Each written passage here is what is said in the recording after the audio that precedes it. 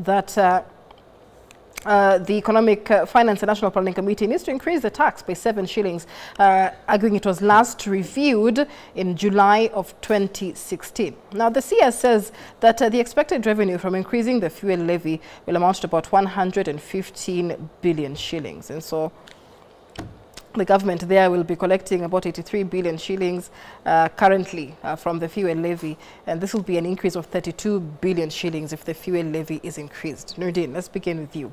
Kenyans continue to give their views, and we've seen a host of cabinet secretaries yesterday also meet the Finance and Planning Committee. Now look, we're looking to get this money from wherever, because expenditure must be financed from somewhere.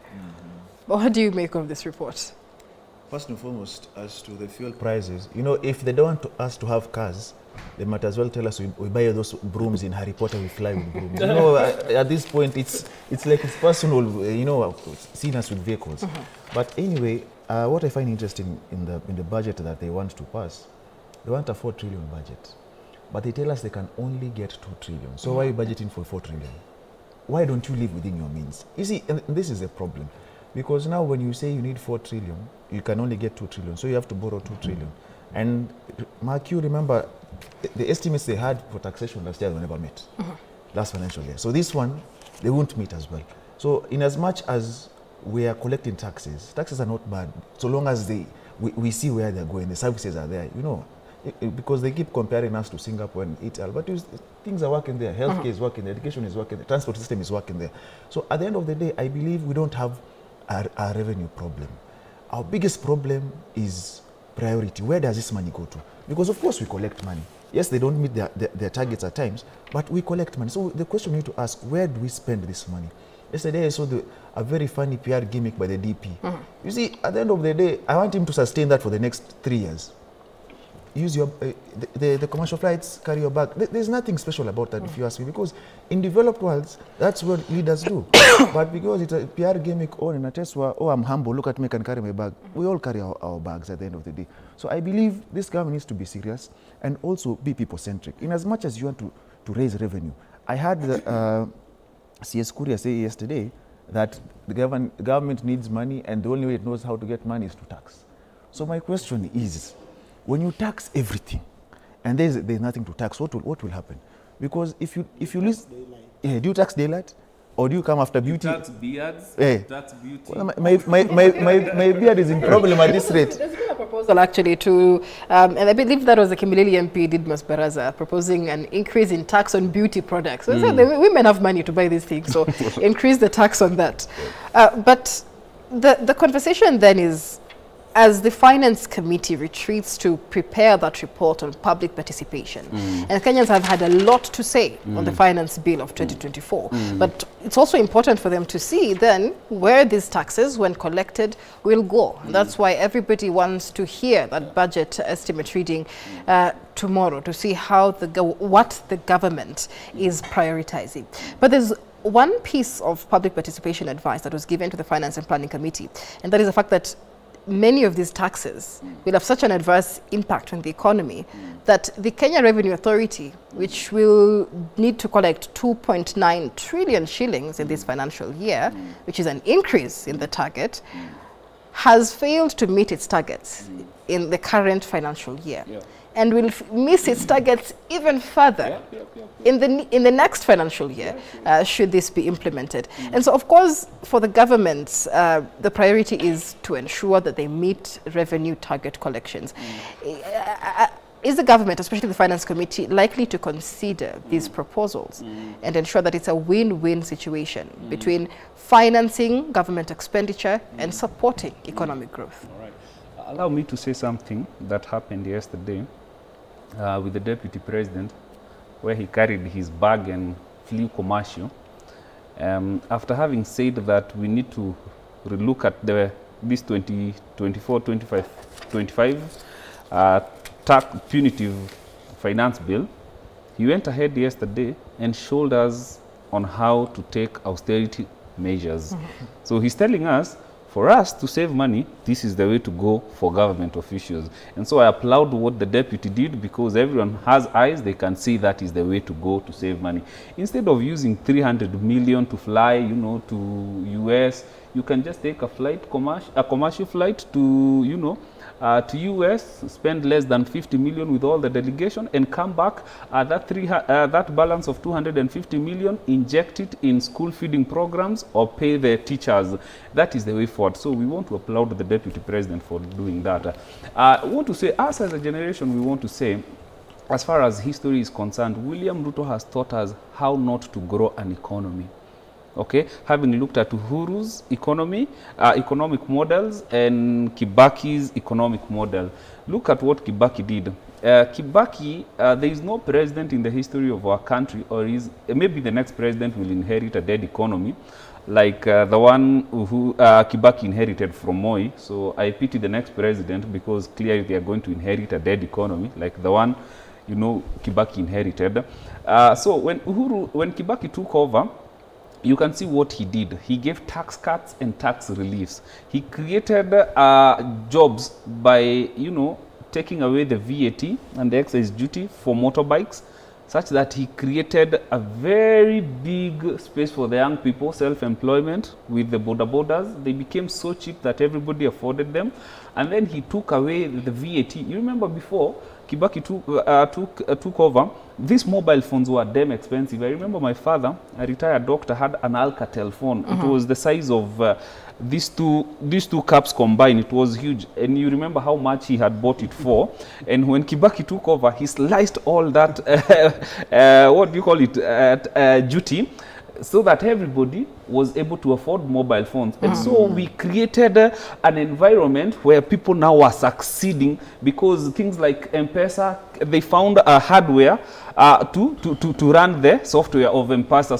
So there was so much economic activity. Kenya became a beehive of economic activities.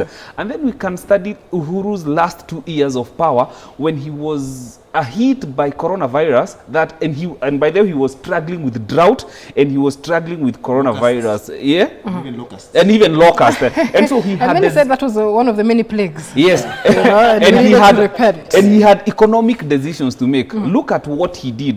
Uhuru gave us tax cuts and tax reliefs. Miraculously, that is the time he collected much revenue than any other time in history. Why? Because he showed us when people are struggling, allow them to spend. So what this regime is doing is making sure that everybody is scared of spending the little they have. And so our biggest taker with this government is that, as far as we are concerned, up to now, we know how not to create an economy. And I want to give a prophetic economic message today, on a prophecy. I want to release a prophecy, and it's an economic one. What will happen is that William Ruto's last year, he's going to cut down on taxes and tell Kenyans, I have fixed the economy. And Kenyans will tend to believe him, because coincidentally or miraculously, that is when he's going to collect more revenues for having cut down taxes and given tax relief. And Kenyans will believe the guy has really fixed the economy. But woe unto you Kenyans. Where I come from, we say you don't give a hyena twice. I don't know what the hyena was given twice, but the person who gave the hyena twice did a grave mistake. So woe unto you Kenyans, because that is exactly what will happen. All right. It's an interesting take. And you know, Kidi, when CS Murkomen made this proposal to increase the fuel levy by 7 shillings, we had the Kitui, you know, member of parliament ask, you know, we have eco levy, which also affects batteries, you know, which cars need. And then now we have a motor vehicle tax. And now a proposal to increase the fuel levy by 7%. What impact is this likely to have on the cost of transportation, which is a core factor in improving and growing Kenya's economy? Michelle, one, I want to reiterate what CS Moses Kuria said yesterday, that government does not get money from anywhere else except from the taxes. But then you realize that when the way government collects that money and the way government spends that money has got a bearing on then the life of the economy. History has demonstrated instances where economies were hit by tragedies, or what I would call tragedies, and how the administrations at that such particular points in time responded to these tragedies. My colleague Nurdin will tell you about the New Deal, when the US had what was called the Great Depression, and how FDR responded to it. Part of what they did was to inspire confidence that people then could spend and the government could also spend. Again, in 2008, when we had the recession of 2008, Congress passed legislations that ensured that government was spending and people were spending. You come to our situation, and there are two things. And when you talk about government spending, is that government is enhancing liquidity. If you look at Auditor General's report, you realize that the areas we spend in are not what you'd call priority areas. You look at what you call cost for what we spend on domestic travels. A county like Migori, for instance, you are told that in one financial year, they spend over 100 million shillings on domestic travel. And then you ask yourself, where is the governor and the MCS from Migori traveling to that they would spend 100 million? But then, within one financial year. But then that again is replicated at the top. When you see the commander-in-chief visiting different parts of the countries, and you see huge delegations of fuel guzzlers, of lackeys running after the president. And people you honestly think that should not be with the president wherever the president is going. Why should we have such a large delegation of people traveling with if they must travel with the president, for instance, if it were left to me, I would say, then let them use a bus to come to where the president is. Okay. That way, let me say this. This is important.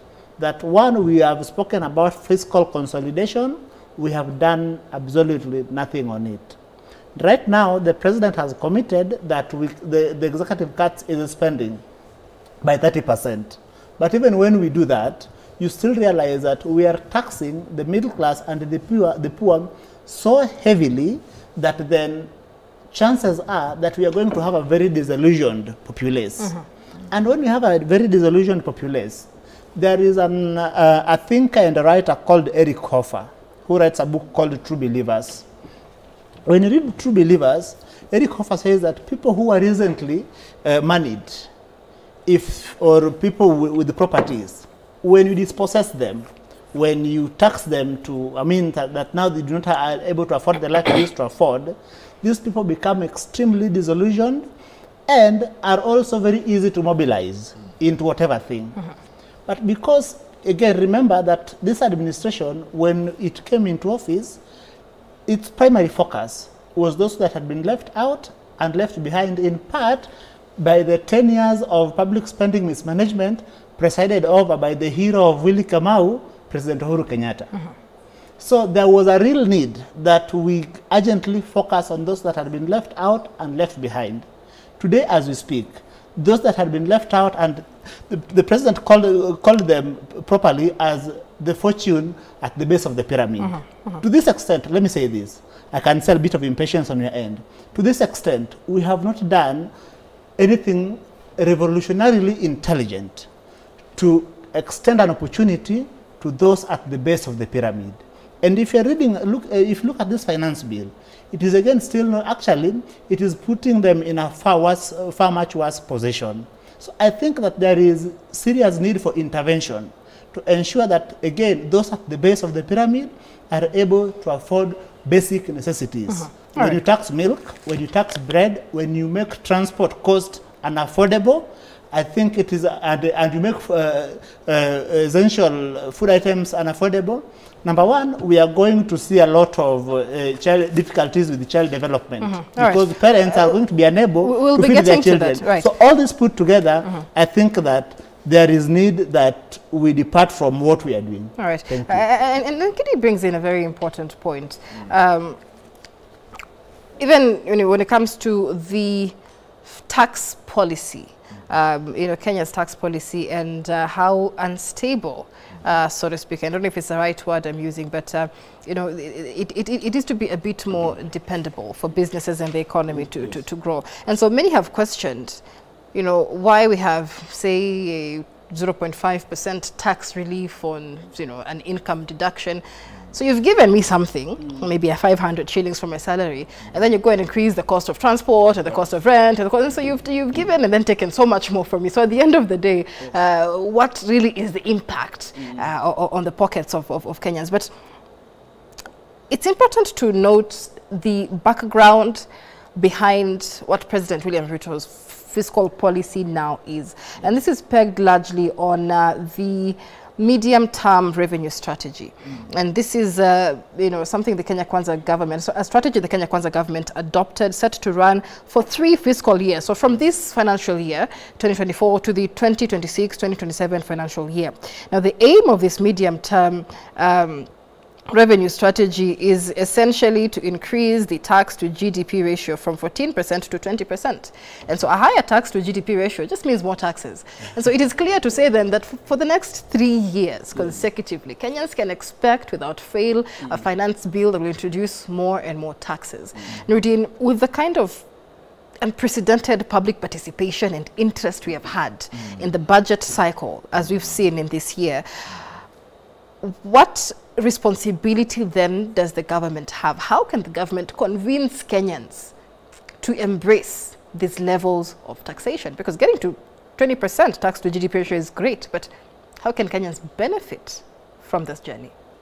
You see, the question we have as to the public participation question, the reason as to why we enshrine public participation in the law is so that Kenyans can have a say as to any law that is being passed. So that we don't have draconian laws that are passed. Now, you have a situation where public participation is essential. So when people come and give on air their views, but you have members of parliament who have already made a decision on the same. Because we have many who have said, this thing is the way it is passing, nothing is changing. You know, the way the election, not even a comma, a full stop will be amended. Those who have already told you that if you can't pay the vehicle tax, don't have a vehicle. Those who have told you the tax on bread is because of diabetes, without scientific research. And so we have a situation where, in this country, public participation, if the other finance bill is anything to go by, public participation is more or less lip service. Like, they want to show the courts, if someone goes to court, that we need public participation.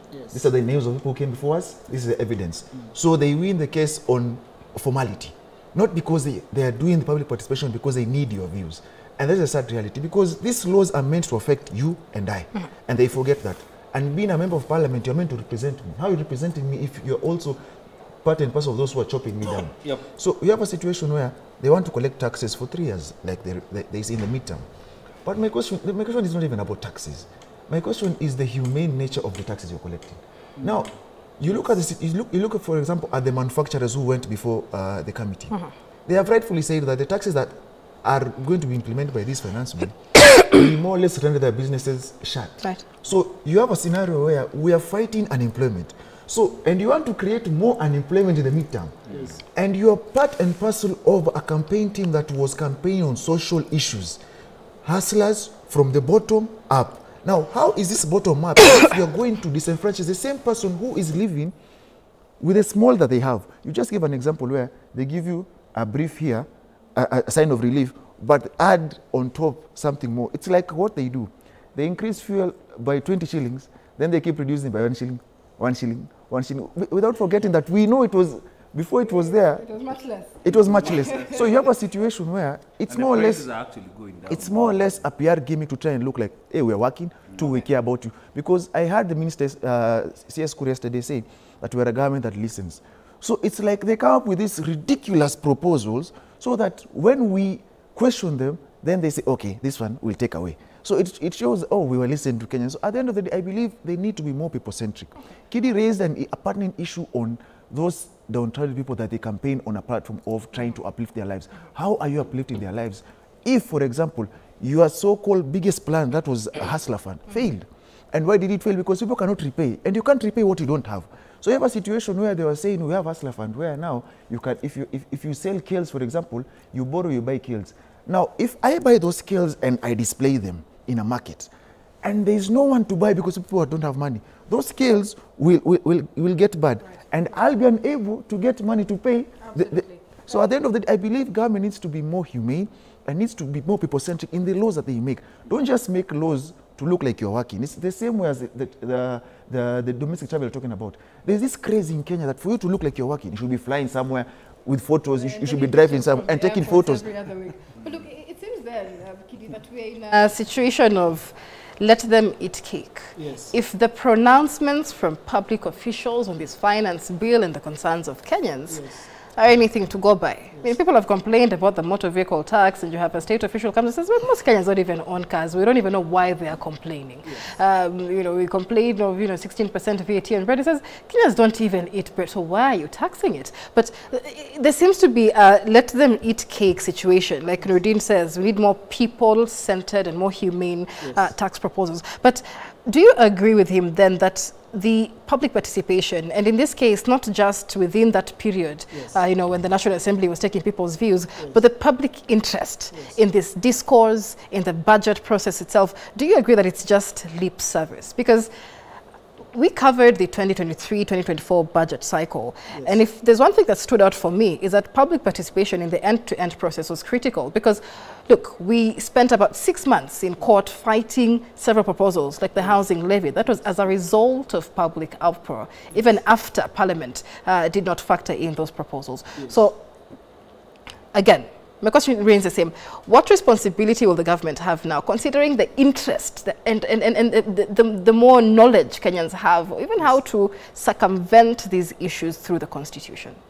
Again, Michelle, you realize that public participation, as anticipated in Article 10 of the Constitution, as a national value and a principle of governance, is that it should guide the decision-making, government's decision-making. And so last year, when people of Kenya presented their views, and they presented their views very robustly, the reading of the Finance Act indicated that there was very little that the government did in incorporating those views. The tragedy then, and I thank God that this time round it has not happened, that members of this administration indicated, and when I say members, even as we are members, but I mean the senior members of the administration, indicated or intimated that ingepita tupende tusipende. And at least a member of parliament was filmed, captured on video, saying something to the effect that the finance bill would sail through. Again, and I'm glad that this time around it has not happened. That has not happened. So the views of the people should and must be incorporated. That is how they feel represented. Again, these views, people do not offer them as for the sake of offering them. It is because, in their estimation, as stakeholders, as players in this economy, there are things they believe that if we do as a government, then we would get our acts together. For instance, the question of employment. What the manufacturers are saying is that when we dry up that space, the private sector space, the manufacturing space, then you have massive unemployment. But then when you move away from the manufacturers, come to the SMEs, people who what you ordinarily would say that are in the informal economy, and the bulk of their taxes are in indirect taxes through VAT and other things. Most of these investments are equally drying up. And if not drying up, they are engaged in massive layoffs because they cannot sustain having the number of employees they've always had. So they're trying to cut costs. I think that, again, it is incumbent upon us as an administration to make sure that we listen to these views, and at the very least, let us remember that we came into office because of the fortune at the base of the pyramid. Absolutely, and that is the power, the sovereign power that the people hold. Let's take a break on New Dawn. We're back with more on the state of the nation.